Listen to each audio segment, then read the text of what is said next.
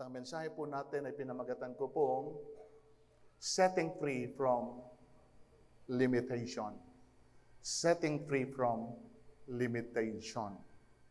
Sa Mark chapter 10, beginning at 46, dumating si Jesus sa Jericho kasama ang kanyang mga alagad at marami pang iba. Nang umalis na sila roon, may naraanan po silang isang bulag na nakaupo sa tabi ng daan at namamalimos. Siya ay si Bartimeo, anak ni Timeo. Nang marinig niyang naroon si Jesus na taga Nazaret, sumigaw siya ng ganito, Jesus, anak ni David, mahabag po kayo sa akin. Pinagsabihan siya ng mga tao at pinatahimik. Ngunit lalo pa siyang nagsisigaw, anak ni David, mahabag po kayo sa akin. Tumigil si Jesus at kanyang sinabi, tawagin ninyo siya. At tinawag nga nila ang bulag, lakasan mo ang iyong loob. Sabi nila, tumindig ka, pinatatawag kanya. Iwinaksin niya ang kanyang balabal, paluksong tumayo at lumapit kay Jesus. Ano ang ibig mong gawin ko sa iyo? Tanong sa kanya ni Jesus. Sumagot ang bulag, Guro, ibig ko po sanang makakita. Sinabi ni Jesus, humayo ka, magaling ka na dahil sa iyong pananalig. Noon day, nagpakita siya at sumunod kay Jesus.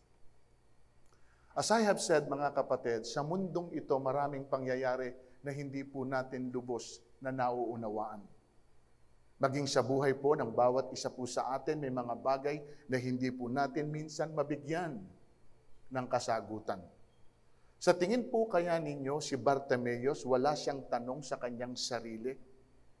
Tanong sa mga pangyayari? Tanong maging sa atin pong Diyos? Tulad ng mga tanong na ito, bakit ang iba nakakakita? Bakit ako hindi? Bakit ang iba sagana sa kanilang pangangailangan? Bakit ako kailangan galing sa pinaglimusan? Bakit sila masaya? Samantalang ako'y puno ng kalungkutan. Bakit parang ang gaan sa kanila ng buhay? Samantalang ako'y patuloy na nabibigatan. Mahirap ang maging katulad ni Bartimeus sa kanya pong kalagayan. Maraming bagay na hindi siya magawa sa kanyang sarili dahil sa kanyang sitwasyon at katayuan. Nalilimitahan siya ng kanyang kapansanan. At ngayong umaga may tatlong bagay na naglilimita kay Bartimeus kung bakit hindi niya magawa yung gusto niyang gawin. At ito po yung isang naglilimita sa kanya. Limitation of movement.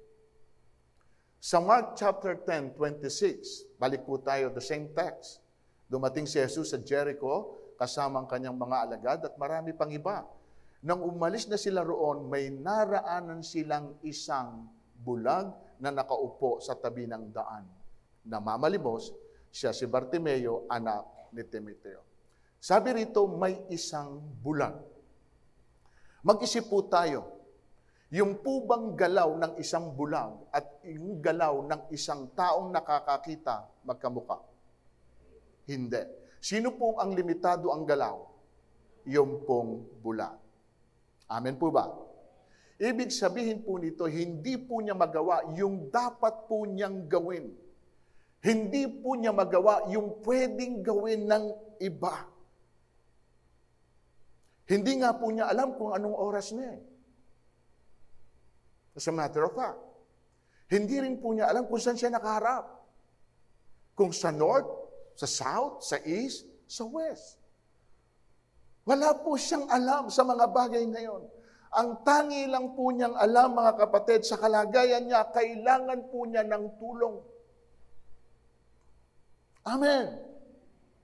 Ang sabi po kasi rito, nakaupo siya sa tabi ng daan. Kung nakaupo ang isang tao sa tabi ng daan, anong mensahe ang ipinakikita nito? Pagod na po yung tao. Tama po ba? Hindi na niya kayang lumayo. Hindi na niya kaya pang humakbang. Kaya kailangan muna niyang pahinga. Sa kalagayan po ni Bartimeus, mas mainam po ang maupo kaysa gumalaw dahil hindi niya nakikita yung lugar na kanyang ginagalawan o yung kanyang kapaligiran. Tanong, bakit po siya napunta roon? Sa sarili po ba niya? O probably meron sa kanyang nagdala para po siya roon mamalimos. So ito po yung mga bagay na naglilimita kay Bartimeus para magawa niya, again, yung gusto niyang gawin. At ito po yung mga bagay, mga kapatid, na mahirap sa buhay po natin, na pwedeng mangyari, yung gusto po nating kumilos, hindi po tayo makakilos. Gusto nating gumalaw, hindi tayo makagalaw dahil po sa ating kalagayan, dahil sa ating sitwasyon. Naranasan niyo na po ba, mga kapatid, na kayo po ay napagsabihan at sinabi sa inyo, hanggang dyan ka lang. Hindi ka pwedeng gumalaw. Sinabi sa iyo, huwag mong kakainin yan. Hindi yan para sa iyo. Huwag kang aalis dyan dahil pagagalitan ka kapag ginawa mo at hindi mo siya pinakinggan. Marami pong limitasyon, mga kapatid. Marami pong pumipigil sa atin na minsan hindi yon ang gusto nating gawin. So ano po yung atin pong unang naglimita kay Bartimeus? Limitation of movement. Mahirap yung para kang nakatali. Yung gusto mo ang isang bagay pero hindi mo magawa for whatever reason na meron po tayo na siyang naglilimita sa buhay po ng bawat isa po sa atin. Ang hirap po na lumagay sa ganong kalagayan, mga kapatid. Yung parang meron kang kinatatakutan. At minsan tayo rin ang naglalagay nito sa ating pong kaisipan, maging sa ating pong mga buhay, na kahit kaya naman natin, nililimitahan natin ang ating sarili sa anuman pong kadahilanan. So yun po yung una na naglimita kay Bartimeus. Pangalawa, mga kapatid, limitation of resources. Limitation of resources. Mark chapter 10, 46 rather.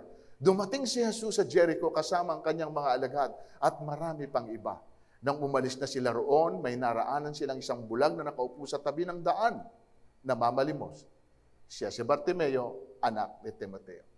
Sa tingin po ninyo, kung may kakayahan po siya sa buhay, makuha po niyang mamalimos? Hindi po siguro. Amen ba, mga kapatid? At sa kalagayan po niya, hindi po siya makapagpasya. Wala sa kanya ang pagpapasya kung magkano ang tatanggapin niya. Umaasa lang po siya sa ibibigay sa kanya kung meron mang magbibigay. At hindi po niya pwedeng pilitin ang sinuman na siya ay libusan. So wala sa kanyang kapangyarihan. Ang kaya lang po niyang gawin ay ilatag niya ang kanyang kamay. At kung meron pong makakakita ng kanyang pangangailangan, doon lang, mga kapatid, pwede na makatanggap siya para magpatuloy ang kanya pong buhay. At kung walang naawa sa kanya, uuwi po siya na wala po siyang dala. At yun yung limitasyon niya, wala siyang magawa para sa sarili niya. Lahat po tayo, lalo na po yung mga kapos, sa lahat po ng bagay, mga kapatid, hindi po ba isa rin ito dahilan kung bakit hindi rin tayo makakilos at makagalaw? Dala po ng ating kakulangan sa buhay. Gusto mong mamasyal, hindi mo magawa. Gusto mong kumain sa labas, dahil wala kang pera, hindi ka makakain. Gusto mong magsuot ng bago, hindi mo rin magawa, dahil kapos ka at wala. Nalilimitahan tayo sa maraming bagay dahil kulang po tayo saan? Sa resources. Kulang tayo sa pinansyal na aspeto po ng atin pong buhay. Yung pong iba sa atin, may mga abilidad naman, mga kapatid. May kakayahan. Pag ang pag-uusapan natin ay diskarte sa buhay, marami pong may abilidad. Pero hindi po sila makapagsimula dun sa gusto nilang simulan dahil wala po silang puhunan. Kulang po sila sa ganung bagay. Ito ang pumipigil sa kanila, mga kapatid. Likewise, ganun din po sa bawat isa po sa atin. Laging meron at meron pong hindrances. May obstacles. May pumipigil, hindi nga natin alam again kung yun po ba yung circumstance mo, yung situation mo, o yung mga tao na nakapaligid sa iyo, o minsan yung tingin mo sa sarili mo na yun lang ang kaya mong gawin. Pangatlo, kapatid, na naglilimita kay Bartimaeus, limitations of mercy. Limitation of mercy. Nang marinig niyang naroon si Jesus na taga Nazaret, sumigaw siya ng ganito, Jesus, anak ni David, mahabag po kayo sa akin. Again, hindi po tayo hihingi ng habag. Kung alam natin sa sarili natin, ay hindi tayo kahabag. Habag. Alam niya yung kondisyon niya. They need mercy. And He asked for it. Pinagsabihan siya ng mga tao, pinatahimik, ngunit lalo pa siyang nagsisigaw, anak ni David, mahabag po kayo sa akin. Nakita po ninyo ang kailangan niya? Hindi lamang po tulong na limos sa ikabubuhay po niya. Kailangan po niya ng habag dahil nahihirapan na po siya sa kondisyon niya. Lahat po tayo nangangailangan ng tulong. Amen? Nangangailangan ng habag. Pero sino ang willing na tumulong? Sino ang willing na magbigay ng awa o habag? Salamat kung meron pong nakahandang tumulong. Dahil alam nila na limitado ka o kapos ka sa maraming bagay at sila ang nagpupuno nito. At kung totoo man na may nagdala kay Bartimaeus doon sa lugar na yon bilang tulong, paano po kung hindi na po siya balikan nung nagdala sa kanya roon? Kakauwi pa ba siya? O mananatili na lang siya na naroon? Meaning, kapatid, nakadepende rin siya sa tulong ng iba kung may maaawa o tutulong sa kanya. Napakahirap, to be honest with you, na malagay ka sa isang sitwasyon na laging ikaw ang nangangailangan ng tulong at hindi mo alam kung sino ang pwedeng mahabag sa iyo sa iyong kondisyon.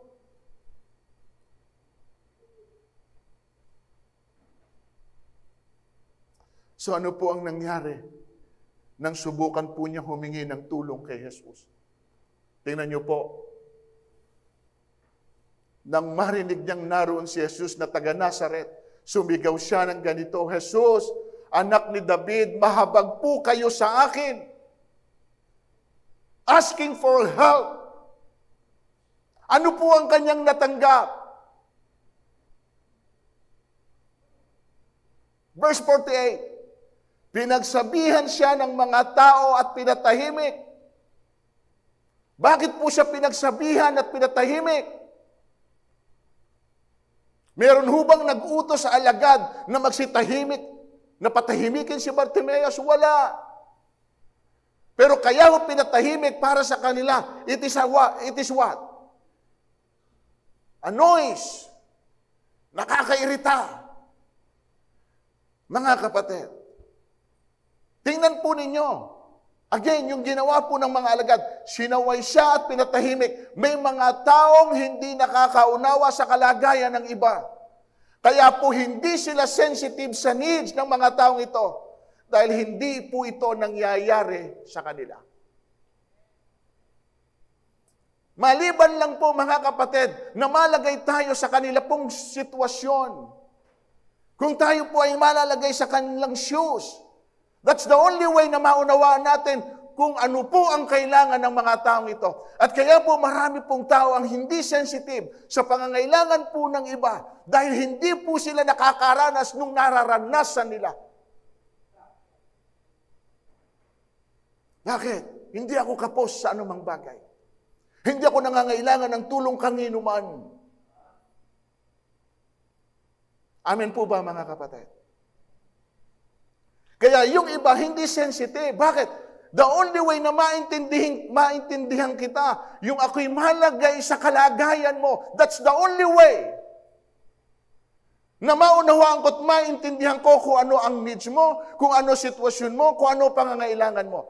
Not until na mangyari po ito sa atin, hindi tayo pwedeng magbigay ng mercy. Maliban lang na ikaw talaga ay meron pong ganong klaseng ugali, full of mercy, a compassionate. Church, sana tayo po ang nagiging daan parang mga taong limitado sa lahat ng bagay at lubhang nahihirapan sa bigat ng kanilang pinapasan tayo ay kasama nila na bumubuhat at nagpapagaan. Tayo sana ang maging tulay na mailapit po natin sila sa Diyos at hindi po tayo ang nagiging hadlang at sumasaway sa humihingi ng habag sa atin pong Diyos. Mga kapatid, paalala ko lang po ito sa atin. Hindi po masama ang humingi ng tulong. At tayo naman ay tinutulungan. Pero wag naman po tayo sanang masanay doon. Kung meron naman din po tayong magagawa o kakayahan para po tayo makaalis doon sa sitwasyon na yon, gumawa rin po tayo ng paraan. Abot lang doon sa atin pong kakayahan. Ano po ibig kong sabihin? Si Bartimeus, kahit limitado ang galaw, limitado ang resources, limitado ang nagbibigay ng habag, meron din po siyang ginawang kaparaanan para po siya makalaya sa kanyang kalagayan. At yan po yung sinabi kong setting free from limitation. Tingnan po natin yung kanyang ginawa. Number 1, he heard. Meron siyang narinig. Nang marinig niyang naroon si Jesus na taga Nazaret, sumigaw siya ng ganito, Jesus, anak ni David, mahabag po kayo sa akin. Sumigaw siya nung marinig niya. Meron siyang narinig somehow. At yung pagsigaw niya, ito is a reaction na merong isang Jesus na naroon na nagdadaan at narinig niya ito. Alam niya kung ano yung mga kakayahan na ginawa ng ating pong Panginoon. Kung tayo po ay nasa sitwasyon ding tulad ni Bartimeus, mahalaga po sa atin ang ating pong mga naririnig at kung sino ang ating pinapakinggan. Dahil sa ating pong mga narinig, kapatid, malaki po ang pwedeng maging effect nito sa buhay po natin. Sapagkat yung pong ating magiging desisyon, minsan base yun. Yung ating pong pagkilos at paggalaw, base rin yun sa ating pong naririnig. Lucas 18:36, ano po ang sabi ron? Nang marinig nitong nagdaraan ng maraming tao, actually, hindi muna si Jesus. Ang narinig niya ay maraming tao. Itinanong niya kung ano nangyayari. Verse 37, nagdaraan si Jesus na taga Nazaret, sabi nila. Nagdaraan si Jesus. Pagkakataon ko na ito. Hindi sa lahat ng pagkakataon ay pwedeng dumaan si Kristo. Kaya nga dapat mga kapatid, sa bawat pagkakataon na ibinibigay sa atin ng Panginoon, huwag natin pinapalagpas ang mga ganong oportunidad. Bakit? Sapagkat baka minsan lang itong dumaan sa buhay mo. At kapag hindi po natin ito pinahalagahan, baka hindi na po tayo makabalik doon sa dati. At sayang, yung pinapalagpas po nating pagkakataon. At ito po ang nangyari. Narinig niya. He heard. Si Jesus dumaraan. Kaya ang sabi sa Lucas 8:18, kaya pagbutihin ninyo ang inyong pakikinig. Sapagkat ang mayroon ay bibigyan pa, ngunit ang wala ay aalisin pati ang inaakala niyang nasa kanya. Pagbutihin nyo ang inyong pakikinig. Sapagkat maging sa ating pakikinig, doon po natin na-establish maging yung ating pong faith.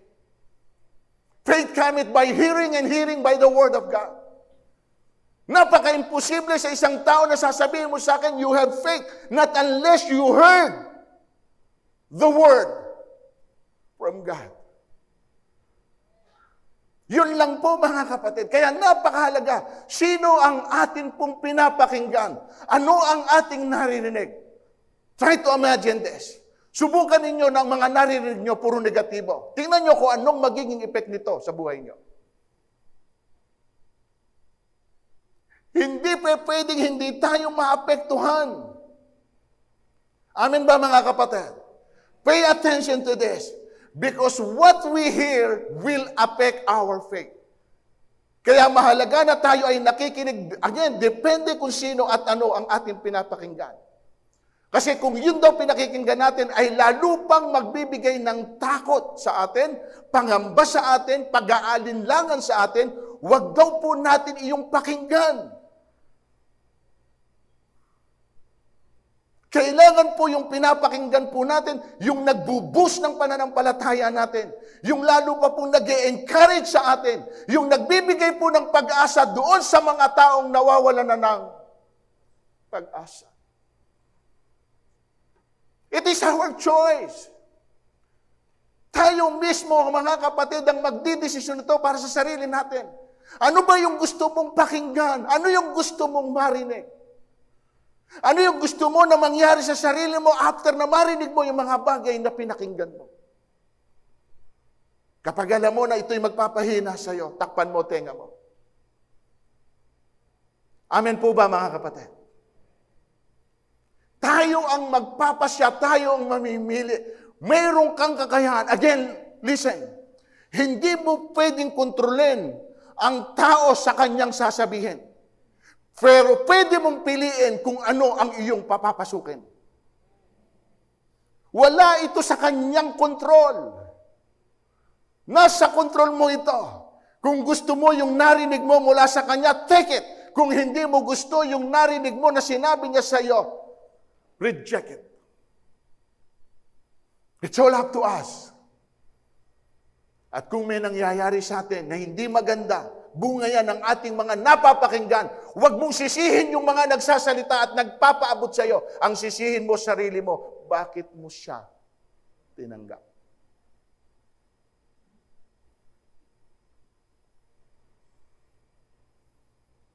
Amen po ba?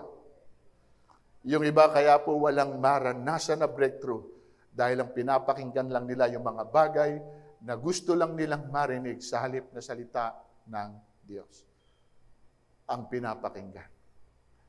Minsan nga mga kapatid, mas interesado tayo sa mga TikTok. Doon tayo nalilibang. Sumasaya tayong sandali pagkatapos noon, na-encourage ka ba? Napalakas ka ba? Just for a while. Hindi ko sinasabing just to have fun. Pero kapatid, okay lang, hige. Kung yun po ang magpapasaya sa iyo. But that is a moment. Hindi po ito mga kapatid na naglalas. Sumaya ka lang nung makita mo, nung mapakinggan mo, pero ano ang dinala nito sa iyo? Yun lang. Kailangan po mga kapatid, maging matalino tayo sa mga bagay na ito. Gamitin po natin yung oportunidad na ito. Ayan, nakakarinig tayo ng salita ng Panginoon Sunday after Sunday. Pero hindi po ito sapat. Hindi po sufficient po ito. Make your own way. Meron kayong mga Biblia. Marami na po tayong kaparaanan ngayon na pwede na mapalakas ang atin pong pananampalataya. Amen po ba mga kapatid? He heard. Pangalawa, ano pong ginawa niya para po ma-break po itong limitasyon na ito? He cried. He cried. And he cried out, Jesus, Son of David, have mercy on me. And those who were in front rebuked him, telling him to be silent. But he cried out all the more, Son of David, have mercy on me. Sa Tagalog, at siya'y sumigaw. Jesus, anak ni David, mahabag po kayo sa akin. Sinaway siya ng mga nasa unahan, ngunit lalo pa niyang nilakasan ng sigaw, anak ni David, mahabag po kayo sa akin. Church, meron pong sigaw minsan na hindi marinig. At meron din pong sigaw na naririnig pero sinasaway ka na huwag nang sumigaw. Pero kung ang Diyos natin, mga kapatid, dito natin sa Kanya idadaing, lagi po siyang merong nakahandang tugon para po sa atin. Amen? Tingnan niyo po ito. Psalm 34, verse 15, the eyes of the Lord are toward the righteous, and His ears toward their cry. His ears toward their cry. And when the righteous cry for help, the Lord hears and delivers them out of all their troubles. Nakita niyo po yung pangako ng Panginoon?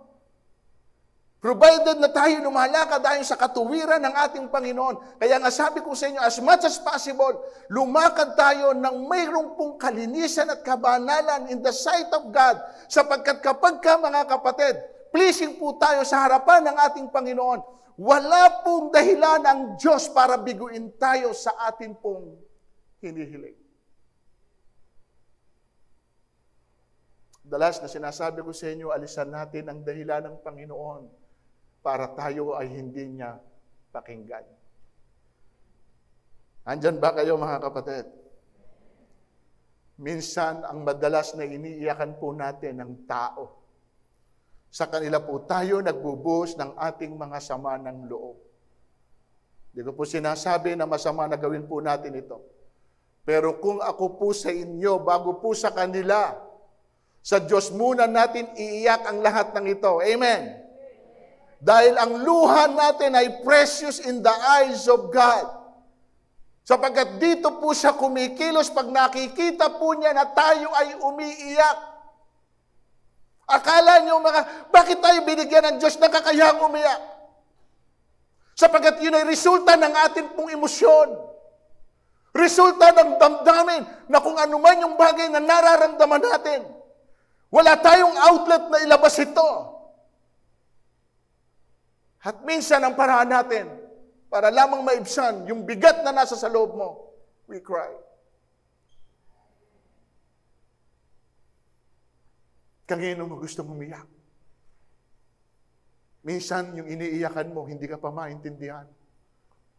At minsan sasabihan ka pa, ano inaarti mo? Ano iniiyak mo? Paiyak-iyak ka pa dyan. Napakahirap namang umiyak kung ganun ang iyong matatanggap. Kaya minsan umiiyak na lang tayo sa sarili natin.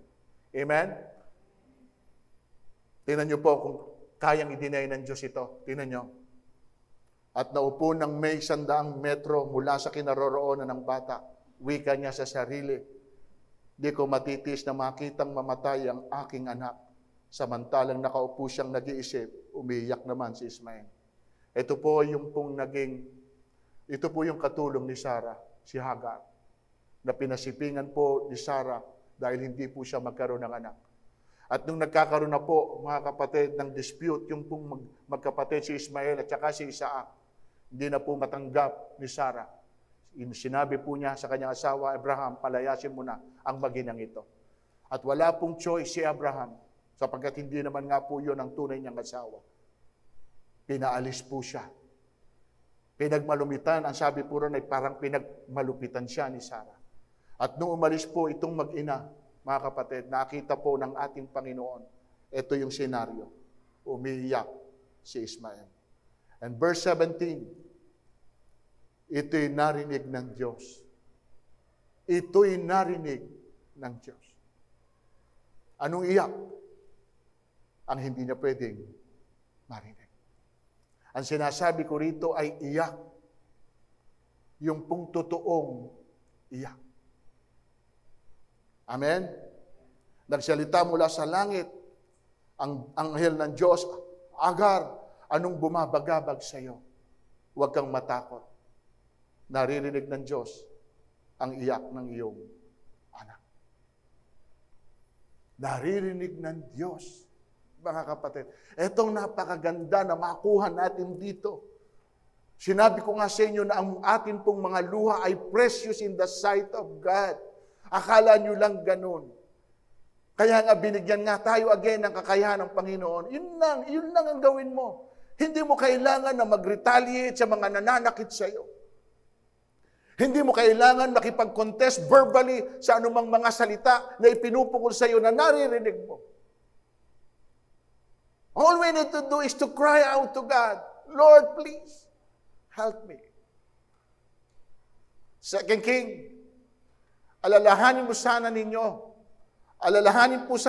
Yahweh, na nabuhay akong tapat sa inyo. Buong puso ko pong ginawa ang lahat ng bagay ayon sa iyong kagustuhan at buong kapaitang umiyak si Hezekias. You know the story. Pumunta po doon si Isaiah at sinabi po ng Panginoon, sabihin mo kay Hezekias na ihanda na niya ang kanyang sambahayan sapagkat hindi na siya magtatagal, mamamatay na siya.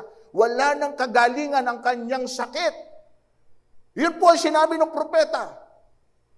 At nung pong dumating nga po sa bahay ni Hezekias, sinabi po ng propeta, ihanda mo na ang sambahayan mo, sapagkat ang sabi ng Panginoon na makapangyarihan, hindi ka nagagaling sa iyong karamdaman. Bilang pagtugon, ano po ang sinabi po? Ito, alalahanin mo sana ninyo, Yahweh, na namuhay ako ng tapat sa inyo, buong puso ko pong ginawa ang lahat ng bagay ayon sa iyong kagustuhan. Iniremind niya ang Panginoon, hindi dahil nakalimutan ng Diyos yung kanyang ginagawa, kundi minsan tinitingnan ng Diyos ang reaksyon natin sa mga bagay na dumarating sa buhay natin kahit ito ay unacceptable. Hindi lahat ay matatanggap mo. Amen. Pero may mga bagay na ginagawa ang Panginoon sa buhay po natin, mga kapatid, dahil ang gusto niyang makita ay kung paano tayo nagre-react doon sa mga bagay na pwede na pinapahintulutan po niya. Umiyak. Tingnan niyo, ginawa lang niya, humarap siya sa pader na nalangin at umiyak. Alam niyo po ba kung ano nangyari? Hindi pa nakalalayo yung propeta na nagsabi na hindi nagagaling ang iyong sakit. Pinabalik po siya ng Diyos at sinabi, Hezekias, mabubuhay ka pa ng 15 taon. Agad ibinigay ng Diyos yung sagot. Doon kanina lang na sinabi niya na hindi na siya gagaling. Bakit po nagbago agad ang isip ng Diyos? Nagbabago ba isip ng Diyos? Hindi. Pero bakit po, mga kapatid, ganon ang ginawa ng Diyos? Dahil hindi niya kayang tiisin ang isang taong umiiyak. Hindi niya kayang tiisin ang isang taong umiiyak. Bakit? Sapagkat ang Panginoong ating Jesus, tingnan niyo, nung si Jesus ay namuhay rito sa lupa, siya'y dumalangin at ano po ang nangyari? At dininig siya dahil sa lubusan niyang pagpapakumbaba. Lubusan siyang nagpakumbaba. Nakita niyo, mga kapatid, kapag hindi po natin kayang lumaban, kapag kulang ang iyong kakayahan, natayuan yung sarili mo sa sitwasyon mo, sa kondisyon mo, dahil nalilimitahan ka ng maraming bagay, ang pwede mo lang gawin para makaalis doon, cry out to God. Amen, mga kapatid. Cry out to God. Alam niyo ba kung how precious your tears? Tingnan niyo to. Yung ibinibilang ang aking mga paglalakbay, inilalagay mo ang aking mga luha sa botelya mo. Bakit kailangan ilagay ng Diyos ang luha mo sa botelya? Para saan? Ano ba inilalagay sa botelya? It is a perfume ba? Para sa kanya? Ba't iniipon niya? I don't know yung purpose. Baka ito rin po, mga kapatid, pagdating ng araw na humarap ka sa kanya, yun din yung bote na ibibigay niya, anak, ito yung mga luha. Kaya nga doon sa 21 Revelation verse 4, at papahirin niya ang luha sa iyong mga mata. Wala nang dalamhati, wala nang pasakit, wala nang paghihirap. Hindi mo alam na lahat pala ng iniyak mo sa Panginoon, itinetreasure niya ito para pagdating ng araw, sasabihin niya sa iyo, anak, ito yung mga luha na pumatak sa mata mo. From now on, hindi ka na muli pang iiyak. Why? Sapagkat kasama na natin ang ating Panginoon. Amen. Siya mismo, mga kapatid. And finally, yung ginawa po niya para po siya makalaya, He asked specifically. Verse 51, anong ibig mong gawin ko sa iyo? Tanong sa kanya. Sumagot ang bulag, Guro, ibig ko sanang makakita. Tinanong siya ni Jesus, anong ibig mong gawin ko sa iyo? Alam niyo po ba, mga kapatid, na sa tanong na ito, pwede pong sabihin ni Bartimeus ang ganito, Lord, akala ko ako lang ang bulag. Pati pala kayo, bulag din. Bakit tinatanong mo kung anong gusto ko? Hindi mo ba alam at nakikita na bulag ako? Kaya nga gusto kong makakita. At alam niyo po ba, mga kapatid, kung bakit siya tinanong ni Jesus? Hindi po dahil hindi alam ni Jesus kung ano ang gusto niya. Tinanong po siya dahil gusto po ng Diyos sa hinihingi po natin sa Kanya, be specific. Bakit mahalaga, mga kapatid, na maging specific po tayo sa hinihingi natin sa Diyos? Dahil kung hindi tayo magiging specific, paano natin malalaman na sinagot na tayo sa panalangin natin na hindi naman pala iyon ang hinihingi natin?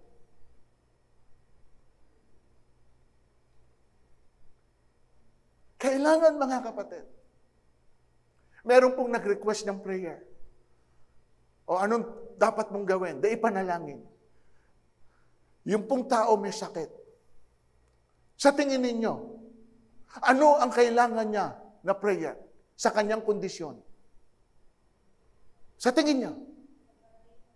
Hindi ho kasi nagtanong yung pong magpe-pray. Sapagkat yung pong humingi lang ng prayer, panalangin niyo po ako.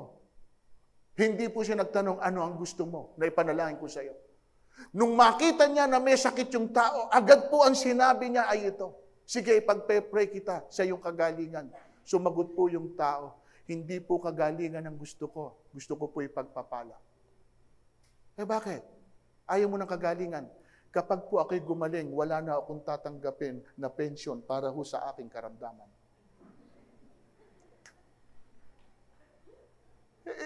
Kapatid, ano ba talaga ang gusto mo? Kaya kailangan maging specific po tayo. At kayo naman, kung kayo hinihilingan ng prayer, kailangan tanungin ninyo, ano ba talaga ang gusto mo na ipanalangin ko sa iyo? Amen po ba, mga kapatid?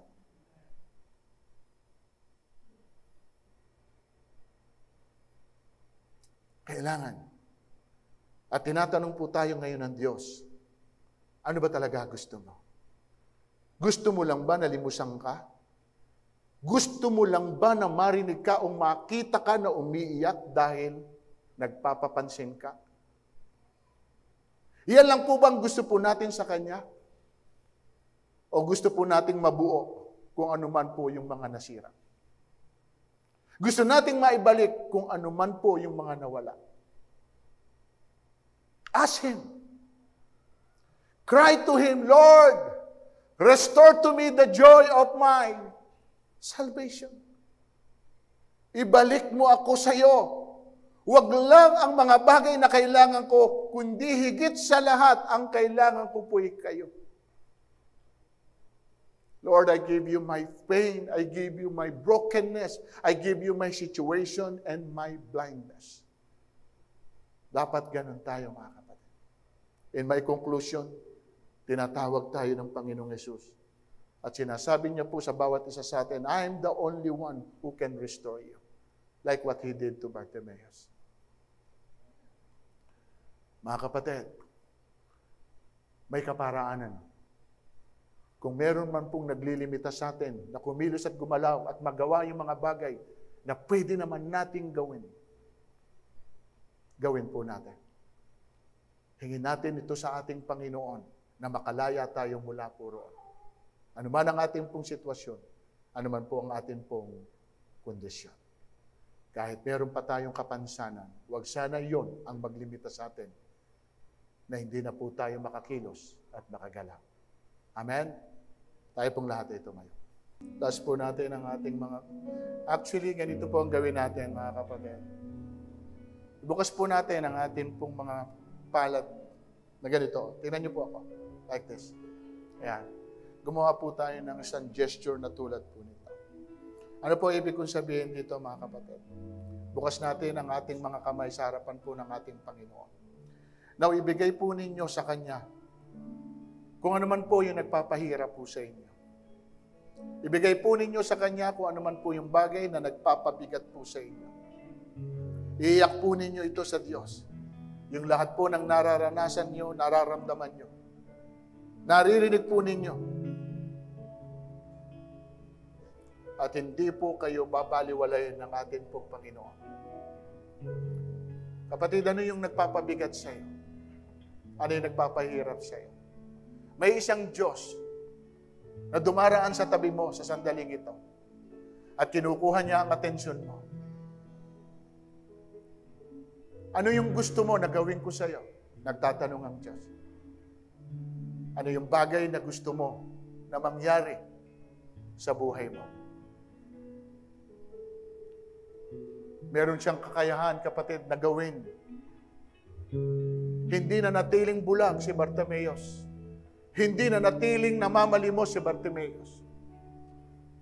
Lumaya siya mula doon sa sitwasyon na yon. Mula roon sa kalagayan na yon. Dahil nakita niya yung pagkakataon. Mga kapatid, anuman yung bagay na siyang nagbibigay ng limitasyon sa iyo, para hindi mo magawa yung bagay na pwede mong gawin. At mapatunayan mo rin sa sarili mo na may kakayahan ka sa tulong at habag ng Santong Espiritu. Sabihin mo sa Diyos, Lord, ito po ang gusto ko. Abutin mo ako, Panginoon. Tandaan niyo, huminto ang Panginoon. Nung marinig niya ang sigaw, hindi po isang sigaw. He cried out to God. At nung sinaway siya, lalo pa siyang nagsisigaw. Mga kapatid, dito po ipinakikita yung pong alin, yung pong kagustuhan mo. Huwag kang papipigil dun sa umpisa na parang sinasaway ka.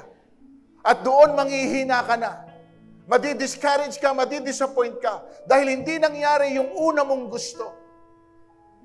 Pero hanggang hindi nangyayari ito, huwag kang tumigil ng kakasigaw. Huwag kang tumigil ng kakayak hanggang sa ang Panginoon ay tumagon sa iyo. At sinabi ng Panginoon, tawagin niyo si Bartimeus. Mismo ang Panginoon na nagpatawag sapagkat hindi makalapit si Bartimeus. Hindi niya alam kung nasaan si Jesus. Hindi niya nakikita. Pero sa kalagayan natin ngayon, mga kapatid, hindi natin siya nakikita visibly. Pero alam mo na ang Panginoon na tinanggap mo ay nasa puso mo. Kasama mo. Na siyang nangako na hindi kita iwanan, hindi kita pababayaan. Iparamdam mo na ang Panginoon ay laging kumikilos sa buhay po ninyo. Huwag kayong gumalaw na parang wala siya sa tabi nyo.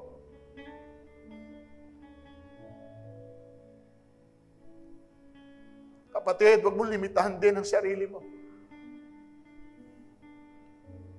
Kung pwede kang lumaya mula rito, yun ang hilingin mo sa Diyos. Lord, I want to see. Hindi ka man bulag, pero ano yung bagay na gusto mong makita? Lord, gusto kong makita yung transformation. Hindi lang sa buhay ko, kundi sa pamilya ko. Lord, I want to see yung pong miracle na gagawin mo sa kondisyon namin, sa kalagayan namin. Lord, I want to see. Gusto kong makita yung plano mo sa buhay namin. And be it unto you, sabi ron, gumaling ka na ayon sa iyong pananalig. Ito naman ang sinasabi sa atin ng ating Panginoong ngayon, be unto you according to your faith. Ayon sa iyong paniniwala, ayon sa bagay na gusto mo, na hinihingi mo.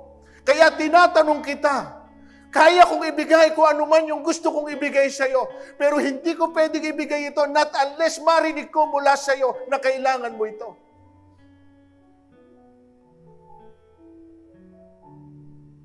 At ang paghingi ay isang pagpapakumbaba. Ang paghingi ay isang mensahe na nagpapahayag na kailangan po natin ang tulong ng Diyos. Yung dependency natin sa Panginoon at hindi tayo nakadepende sa sarili natin dahil may kakayahan tayo sa atin pong mga sarili. Lord, salamat sa umagang ito. Salamat sa pinaabot mo sa amin, Panginoon, sa katauhan po ni Bartimeus. Isang istorya na nabasa po namin sa Biblia. Pero may kaugnayan po ito sa buhay po namin, Panginoon. Maraming bagay, O Diyos, na kahit po, Panginoon, gusto namin, hindi kami makakilos, hindi kami makagalaw, sapagkat nalilimitahan kami ng marami pong bagay. Pero salamat, Panginoon, sa kapangyarihan mo at sa habag mo, O Diyos. Binibigyan mo kami, Panginoon, O God, ng kalayaan na magawa namin, Panginoon, O God, ang anumang bagay sa tulong at habag mo. Kaya kayo rin ang nagsabi, Panginoon, Philippians 4:13, I can do all things through you who can give me the strength. Salamat po, Panginoon, sa umagang ito. Selyuhan mo ang mensahe mong ito sa puso ng mga anak mo. And from now on, Panginoon, O God, Lord, alisin mo yung pong kaisipan, Panginoon, O God, na minsan kami rin ang naglalagay. Kaya hindi namin magawa yung pong ina-full potential, yung pong amin po, Panginoon, O God, kakayahan dahil kami ang naglilimit nito sa sarili po namin. Kahit hindi mo naman, Panginoon, O God, yun gusto na mangyari sa amin. Salamat po, Panginoon. Malaya kayong kumilos sa aming mga buhay. Salamat din sa kalayaan na binigay mo sa amin sa umagang ito. Lord, pinupuri ka namin, dinadakila ka namin. Kayo po ang maghari sa buhay ng bawat isa po sa amin. Ito po aming samot dalangin sa pangalan ni Jesus. Amen.